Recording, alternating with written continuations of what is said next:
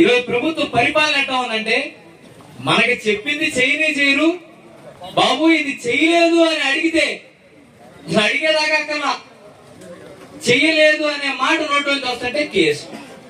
ఈరోజు మనం ప్రశ్నించేది ఏంటి? చంద్రబాబు నాయుడు గారు వాళ్ళ అబ్బాయి గారు ఇల్లు తిరిగి ఇది తిరిగి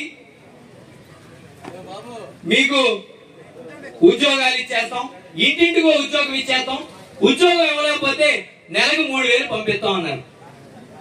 సరే నిరుద్యోగులు అందరూ నమ్మారు. అబ్బో చంద్రబాబు గారు పవన్ కళ్యాణ్ గారిని కూడా వేసుకొస్తున్నాడు, ఇద్దరు కలిసి ఖచ్చితంగా చేసేస్తారేమో అని ఆశపడి ఓట్లేస్తే ఈరోజు సంవత్సర కాలం గడిస్తే నువ్వు ఇచ్చిన కొత్త హామీలు వదిలే పిల్లలకు కనీసం ఫీజు రియంబర్స్మెంట్ వేయలేని పరిస్థితిలో ఉన్నాం. పోనీ నిజంగా రాష్ట్రం ఇబ్బందిలో ఉంది, ఖర్చు పెట్టలేకపోతుందంటే వైజాగ్ వెళ్ళి మ్యాట్లేసి యోగా చెయ్యి అడి తిప్పుతున్నాడు, ఇటు తిప్పుతున్నాడు, అడి తిప్పుతున్నాడు, ఇటు తిప్పుతున్నాడు మన మోడీ గారి దగ్గర. దానికైనా ఖర్చు ఎంత సార్? ఏ ఒక్క సంవత్సరం నీ పిల్టీలు యోగాలు ఆపుకుని పిల్లలకి ఫీజులు వేస్తే సంవత్సరం నీ రాష్ట్రంలో పిల్లలు ఇబ్బందులు లేకుండా చదువుకునేవాళ్ళు అవునా కాదా? అదొకటే ప్రశ్నిస్తున్నాం. అంటే నువ్వు ప్రధానమంత్రి దగ్గర లబ్ధి పొందడానికి లేదా నీ మీద ఉన్న కేసులు రాజీ చేయించుకోవడానికి నీకు నచ్చిన మన సోదరి గారిని అందరం ఎక్కిస్తాకి నువ్వు పిల్టీలు వేస్తావు, అడి తిప్పుతావు, మోడీ ముందు డాన్స్ వేస్తావు, ఇవన్నీ చేస్తావు. కానీ సార్ నా రాష్ట్రంలో నేను ఒక అసమర్థ ముఖ్యమంత్రిని, నేను నా రాష్ట్రంలో ఫీజు రియంబర్స్మెంట్ కనీసం సంవత్సరం గడుస్తున్నా కూడా అమలు చేయలేకపోయా, కనీసం అప్పు ఇవ్వు అని అడిగేవా? మనం పెట్టుకునే అమరావతి కోసం ఎన్నైనా అడుగుతాం, కానీ విద్యార్థులు అయితే మనకి లెక్కలేదు. వాడుకోవడానికి ర్యాలీలకు పిలుస్తాం, నచ్చిన వాళ్ళకి చక్కగా ర్యాలీలతో తిప్పుతాం. మనం ఎంత పోటీగాడమో చూపించుకోవడానికి విద్యార్థులను వాడుకుంటాం, కానీ విద్యార్థులకు ఫీజులు వేయడానికి మన దగ్గర డబ్బులు లేవు. మళ్ళీ లోకేష్ గారు అసలు ఆయన మామూలుగా యువగణం ఊరంతా తిరిగాడు. యువగణం ఏమైపోయారు యువత?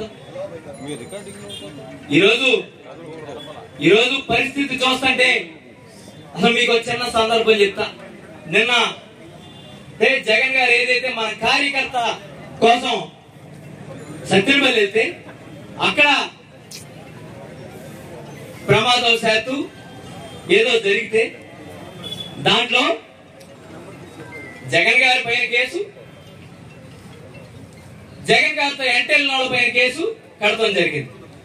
ఒకటే అడుగుతున్నా చంద్రబాబు గారు, తమరు అట్టహాసంగా పుష్కరాలు చేసి మళ్ళీ మంచి డైరెక్టర్, అది కూడా మన కులం వాళ్ళకి సినిమాలు తీసే డైరెక్టర్ గారిని తెచ్చుకుని చక్కగా వీడియో తీయించుకుని 29 మందిని పట్టణ పెట్టుకున్నావే, మరి డైరెక్టర్ మీద పెట్టావా కేసు? కెమెరా మీద పెట్టావా కేసు?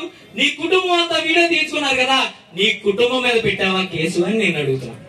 అలాగే అడపో అంటే మన కొడుకు గారు అయితే ఇట్లాంటి ఏం జరగలేదు. మన కొడుకు గారి దగ్గరికి ఎవరు రారు కదా పెద్ద.